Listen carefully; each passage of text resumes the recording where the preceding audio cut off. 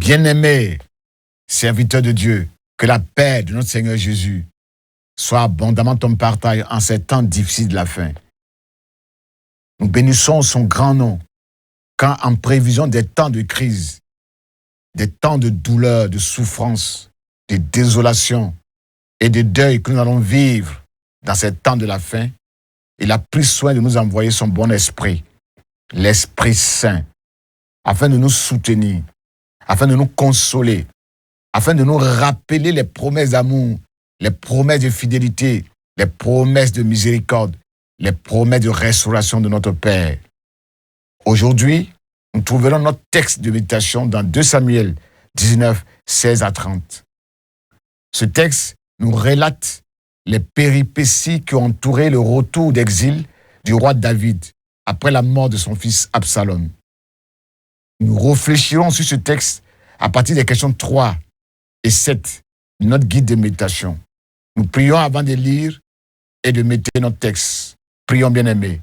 Nous te bénissons, nous te rendons grâce, notre Père et notre Dieu, pour le Saint-Esprit que tu nous as amené en ces temps de la fin, pour nous parler, pour nous enseigner, pour nous guider, pour nous faire entrer dans toute la vérité de la parole de Dieu, pour nous guider dans notre marche avec toi, pour nous consoler quand nous sommes dans la misère, dans la souffrance. Béni soit ton nom pour ta parole que nous allons méditer maintenant. Que par l'action de ton Esprit Saint, tu nous parles à travers ce texte.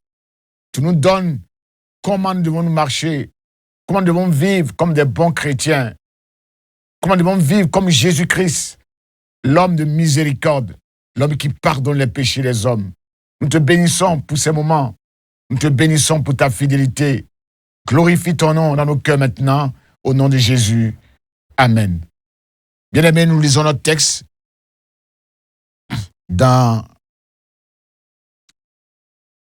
2 Samuel 19, verset 16 au verset 30. Le roi prit donc le chemin du retour et atteignit les bords du Jourdain. Tout Juda était accouru à Gilgal pour l'accueillir et lui faire traverser la rivière. Shimei, fils de Géra, le Benjamin de Bahurim, se hâta de descendre avec les hommes de Juda à la rencontre du roi David.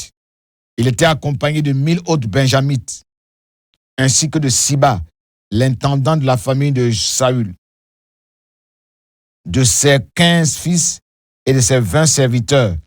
Ils se précipitaient vers le Jourdain au-devant du roi.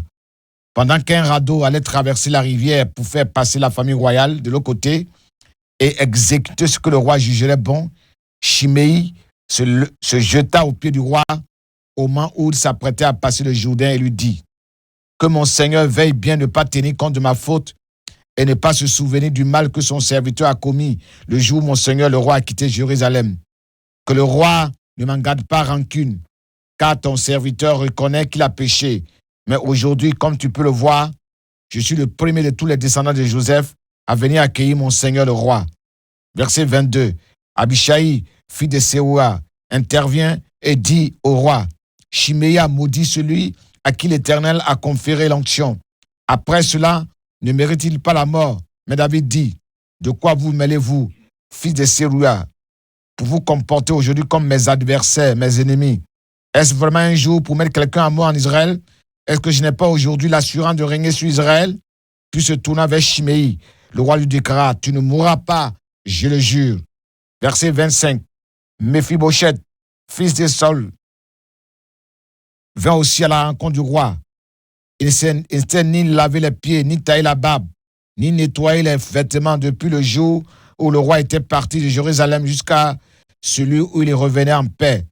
Lorsqu'il se rendit au-devant du roi à Jérusalem, celui-ci lui demanda, « Pourquoi n'es-tu pas venu avec moi, Méphibosheth ?» Il répondit, « Oh, roi, mon seigneur, mon intendant m'a trompé, car ton serviteur t'a dit, je vais faire sceller mon ânesse, je la monterai, puisque ton serviteur est infirme, et je partirai avec le roi. Mais mon intendant a calomnié ton serviteur auprès de mon seigneur le roi. Heureusement, mon seigneur le roi est comme un ange de Dieu. Fais donc ce que tu juras bon. » car tous les membres de la famille de mon grand-père Saül n'avaient rien d'autre à attendre de mon Seigneur, le roi, que la mort. Malgré cela, tu as accueilli ton serviteur parmi ceux qui mangent à ta table. Quel droit aurais-je encore d'implorer d'autres faveurs de la part du roi? Le roi lui répondit, accorde bon temps de parole. Je décide que toi et Siba, vous partagerez les terres. Alors Méphibosheth dit au roi, il peut même tout prendre, puisque mon Seigneur le roi rentre chez lui en paix. Bien-aimés, quels sont les exemples à tirer de notre texte que nous venons de lire? Au verset 23, le roi dit à Abishai, de quoi vous mêlez-vous? Vous vous comportez comme un adversaire, un opposant. Le roi dit à Abishai que ce jour-là, aujourd'hui, est un jour de paix, est un jour de grâce, est un jour de pardon, est un jour de réconciliation, mais ce n'est pas un jour de vengeance. Le roi David est un homme de paix, un faiseur de paix. Il est conciliant. Il recherche la réconciliation. En effet, aujourd'hui n'est pas un jour pour tuer, car sur la terre, il y a un temps pour tuer, un temps pour se séparer, un temps pour démolir, un temps pour déchirer, un temps pour détester, un temps pour faire la guerre. Il y a aussi un temps pour se réconcilier avec les autres, un temps pour guérir, un temps pour construire et reconstruire, un temps pour aimer et un temps pour faire la paix. Dieu fait arriver toutes choses au bon moment. Ecclésiaste 3, versets 1 à 11. Le roi David n'est pas un homme vindicatif, rancunier, qui ne cherche qu'à se venger de ses ennemis. Il a accordé sa grâce royale à Shimei, car il a compris que chercher à se faire justice soi-même est un mal devant Dieu. Au lieu de rendre le mal pour le mal, il a choisi de laisser tomber, de pardonner, laissant à Dieu le soin de le venger. Le roi David est un leader mature qui a la tête sur les épaules. Il sait ce qu'il veut, il sait s'opposer fermement à ses conseillers qui lui proposent de mauvais conseils. Il n'emprunte que les voies que lui dicte sa conscience, régénérée par le Saint-Esprit, dirigée par la volonté de Dieu. Il dit, je ne veux faire mourir personne aujourd'hui. Car, en temps de paix, chercher à faire mourir ses ennemis, ses opposants, c'est mettre de l'huile sur le feu. C'est chercher à aggraver la situation. C'est saboter ainsi le processus de réconciliation nationale. Le roi David n'a pas voulu emprunter le même chemin que son ennemi Shimei, qu'il a maudit. Il a préféré emprunter la voie de Jésus, le Fils de Dieu. Aimez vos ennemis. Bénissez ceux qui vous maudissent. Faites du bien à ceux qui vous haïssent. Accordez-leur votre pardon. Matthieu 5, verset 44. Le roi David a prononcé une phrase lourde de sens. Il dit, je suis sûr, j'ai l'assurance que le roi d'Israël, c'est moi, c'est pas quelqu'un d'autre. Là-dessus, il n'y a aucun doute. Le roi David n'est pas un leader insécurisé, selon le terme de Maxwell. Il a confiance en lui-même. Il sait qu'il est à sa place, une place que Dieu lui a donnée par serment. Il a un pouvoir légitime, reconnu et approuvé par Dieu. Dans ce sens, il n'a pas besoin de poser des actes répréhensibles pour affirmer sa légitimité, pour affirmer qui c'est lui le roi. 2 Samuel 5, verset 12. Le roi David dit à Méphibosheth, fils de Jonathan et petit-fils du roi Saül, il dit, pourquoi n'es-tu pas venu avec moi quand je partais en exil? David est un roi qui connaît l'art de communiquer. il a su reprendre le contact avec son protégé pour renouveler, pour restaurer une amitié rompue, distendue à cause de l'exil. Le roi lui a posé cette question pour éprouver ses sentiments à son égard, pour tester sa sincérité, la sincérité de son attachement à son bienfaiteur David. Son amour à l'égard de David est-il vrai? Verset 30. Le roi David dit à Méphibosheth, toi et Shiba, vous partagerez les terres de Saül. Le roi David s'est comporté comme un bon médiateur. Il a tranché sans qu'aucune des parties ne soit lésée, sans qu'aucune des parties ne perde la face. Il a partagé les terres équitablement entre Méphibosheth et Shiba, l'intendant choisi par David pour gérer les terres et les biens laissés en héritage par le roi Saül à ses enfants et petits-enfants. La seule chose que le roi a recherché dans cette affaire, c'est la paix, la réconciliation, le rétablissement des relations rompues, le respect des promesses à l'égard de Méphibosheth. Dans 2 Samuel 9, verset 7, il lui a dit, n'aie pas peur, je vais agir envers toi avec bonté à cause de ton père Jonathan. Je te rendrai tous les champs de ton grand-père et tu mangeras chaque jour à ma table. David a fait preuve d'une grande mansuétude à l'égard de ceux qui ne l'ont pas soutenu dans son exil, ceux qui l'ont trahi. Il leur a manifesté de la bienveillance, de la patience, de la douceur, de l'indulgence. Il leur a accordé son pardon. David a mesuré les autres, Shimei, Abishai, Shiba, Méphibosheth, avec la même mesure de grâce que Dieu a utilisée à son égard. Il leur a accordé sa clémence, car lui-même a été l'objet de la grâce salvatrice de Dieu pour vivre un nouveau commencement, une nouvelle saison, un renouveau. Intéressons-nous maintenant, bien-aimés, au comportement de Shimei, de Méphibosheth et des gens de Juda pour en tirer des exemples à suivre. Verset 16. Les gens de Juda viennent à la rencontre de David pour l'aider à traverser le Jourdain après son exil. Et l'ont soutenu. Ils ont compris que leur présence auprès de David pouvait être pour lui une source de réconfort, une source de consolation, une source de soulagement. L'apôtre Paul a vécu cette même expérience dans Actes 28, verset 15. Il dit ceci, les frères de Rome, ils sont venus à ma rencontre. Et quand je les ai vus, j'ai remercié Dieu et j'ai repris courage. La force m'est revenue. Oui, bien-aimés, la présence des frères nous soulage, nous réconforte dans les moments de douleur, de souffrance. Versets 17 à 21.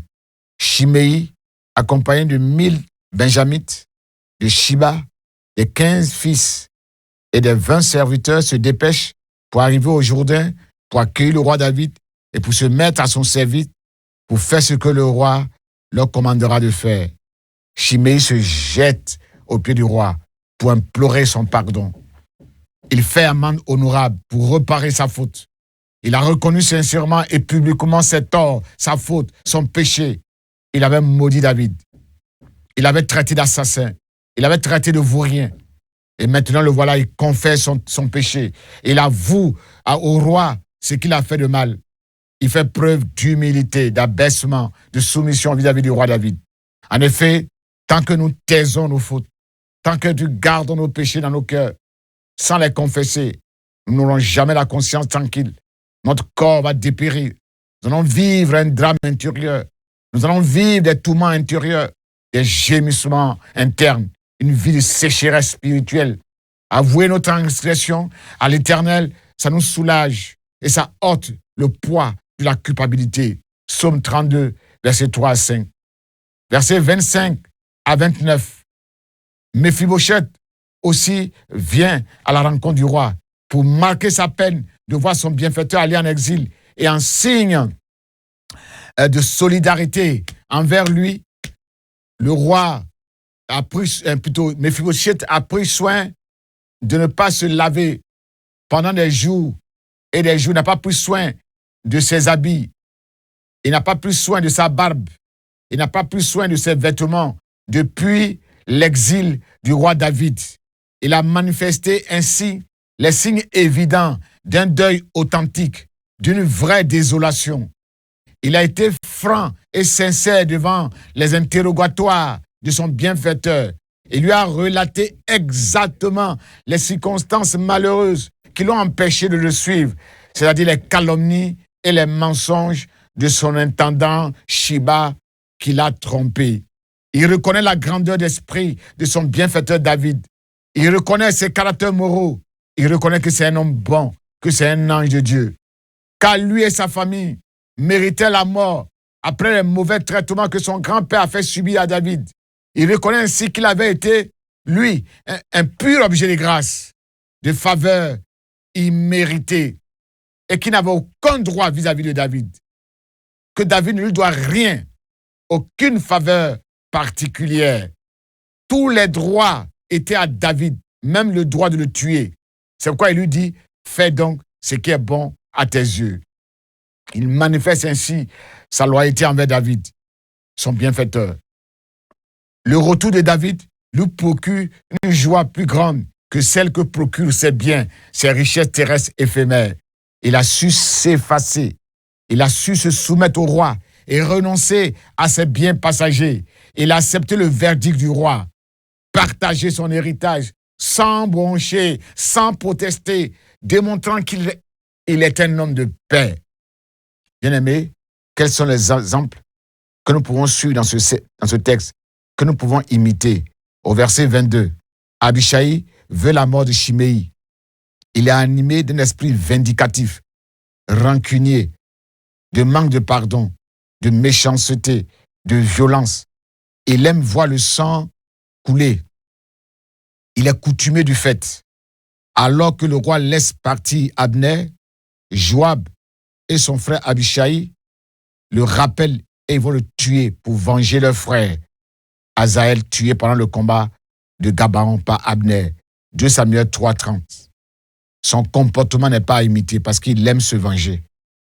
Versets 27 à 28. Shiba est un homme trompeur. C'est un menteur. C'est un calomniateur qui a réussi à dissuader Mephibosheth pour ne pas suivre le roi.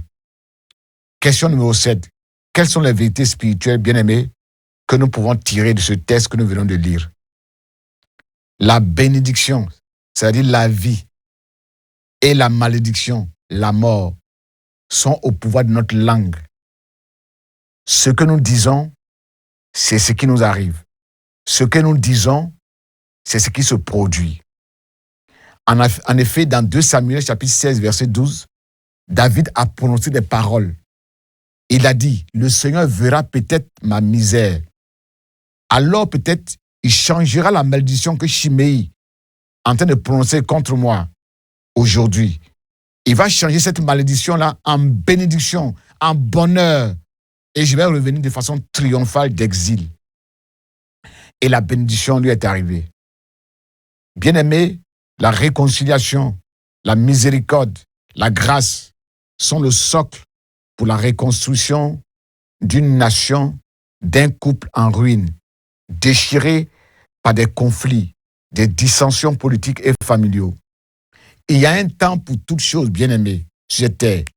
Il y a un temps pour vivre loin de Dieu, loin de la face de Dieu, dans la boue du péché, dans les plaisirs, dans la rébellion, dans la désobéissance. C'est ce qu'on appelle le temps du passé, le temps de l'avant-avant. Mais il y a aussi un temps qu'on appelle aujourd'hui. Aujourd'hui est un temps où Dieu nous appelle à lui, où Dieu nous parle. C'est le jour du salut pour s'approcher de Dieu, pour se réconcilier avec Dieu, pour laisser Dieu régner dans nos cœurs. Mephibosheth est l'image du chrétien qui connaît Dieu de façon excellente et qui attend avec patience et ardeur le retour de son maître Jésus. Et à cause de l'excellence de la connaissance de son Dieu, il ne se préoccupe plus de satisfaire sa chair, son corps. Il considère toutes les choses de la terre là, les biens de la terre comme de la boue, comme de la vomissure. Il se rend compte que s'il a trouvé son roi Jésus, s'il l'a rencontré, si Jésus est avec lui, il n'a plus besoin de rien, car il a tout. Philippiens 3, versets 7 à 9. Bien-aimé, la grandeur d'un roi, d'un leader, d'un homme, ne réside pas dans ses richesses, dans son pouvoir de sévir, de tuer, mais réside dans sa capacité à être un homme selon le cœur de Dieu, à être un ange de Dieu, un homme bon, un homme qui sait pardonner, un homme qui sait réconcilier les gens, un homme qui sait renouer les liens qui sont rompus. C'est ce que Dieu attend de nos leaders. Bien-aimés, prions. Seigneur, donne-nous d'être un homme selon le cœur de Dieu.